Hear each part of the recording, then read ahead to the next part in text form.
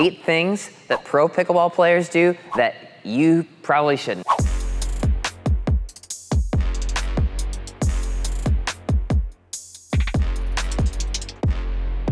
First thing that you don't want to do as an amateur, put tons and tons of lead tape on your paddle.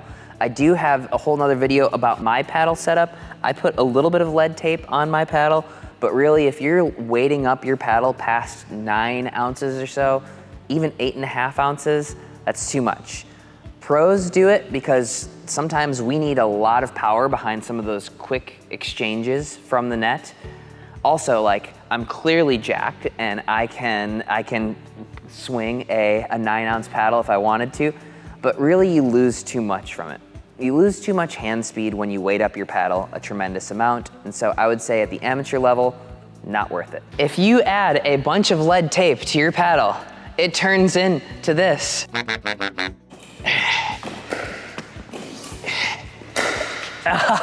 My hands are so slow. Number 2, tweeners.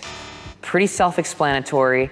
Guys, this one's especially dangerous for you. Tweeners are really hard. There's almost no time that you should actually be going for them.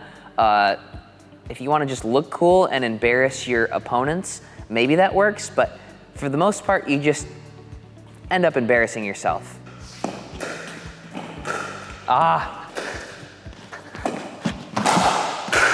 Okay, so the next one, number 3, is flicking the wrist and really low speed ups. I have another video that I'll link in the description describing the 3 steps to attacking. The first step is punching outwards.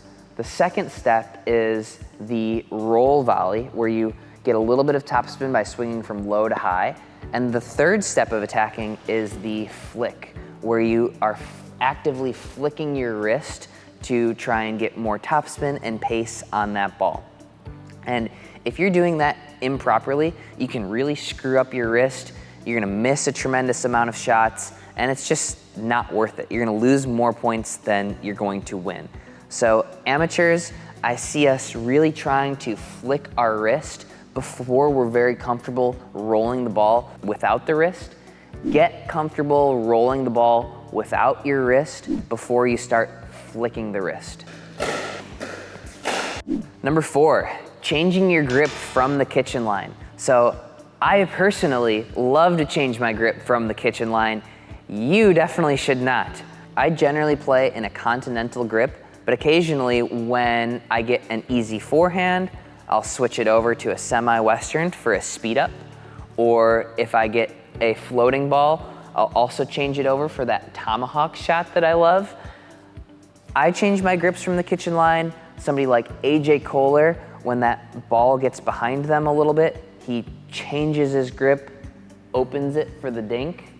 Ben Johns will change his grip just ever so slightly when he's going to flick that ball out of the air. These are all very, very nuanced changes in a grip, and we have tons and tons of repetitions.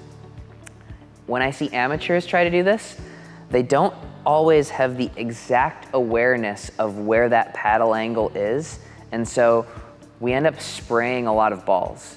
Additionally, when I change my grip for this shot, I'm really proficient at getting it right back to where it was before.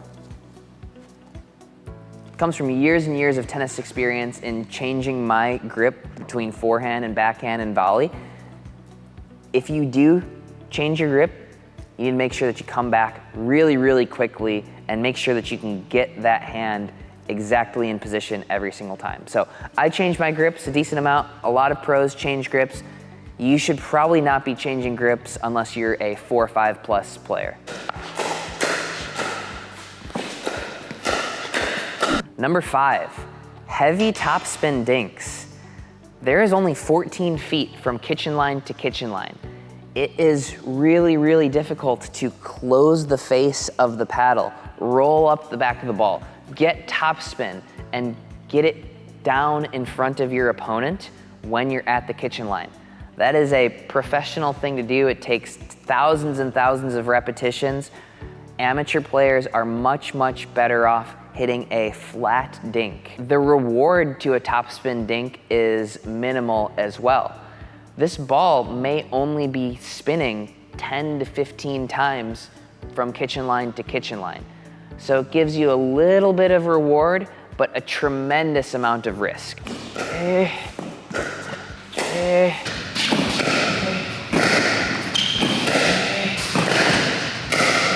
Number 6, letting the ball get behind you. If you ever watch JW, he really doesn't move his feet very much. He does this thing where the ball will come over to his forehand, he'll kind of just stand there and he'll let it get behind him and dink. Or on the backhand, he'll really let it get behind him and dink. So that way he doesn't have to move his feet or he's slightly out of position. The idea there is you can move your arm without moving your feet, and that way maybe be in slightly better balance and you don't have to then recover back to where you were before. However, for amateurs, I would definitely recommend taking a drop step to try and keep that ball in front of your body. It'll make your dink shots much more consistent than reaching behind you, letting that ball get behind you. Number 7, ripping the ball from the transition zone. For the most part, in that transition zone, we should probably be looking to soften that ball and work our way to the kitchen. Occasionally at the pro level, you'll see players take that ball out of the air and really sprint through that transition zone and try and crash behind their shot. I don't think we're there. Generally, when we're playing from that transition zone, we should be looking to put that ball into the kitchen. Unless you can generate tremendous amounts of pace from that transition zone like a pro player, your opponents are gonna have too much space to react to your shot. That's why we generally want to soften that ball and work our way to the kitchen.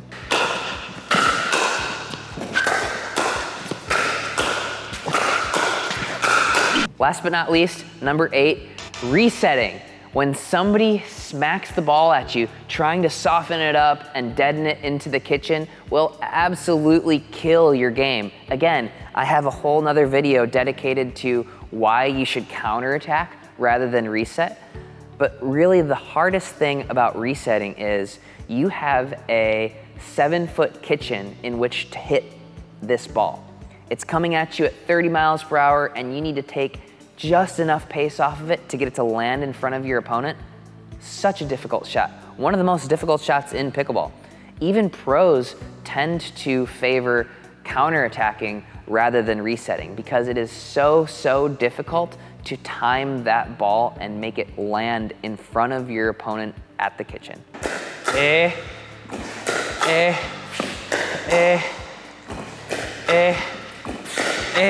Those are 8 things that professional pickleball players do that I don't think you should do, but I don't know, let me know. Am I wrong? What do you think? I'm sure the YouTube commenters will let me know. They love to let me know about how I sound like I just inhaled a bunch of helium before I took these videos, so.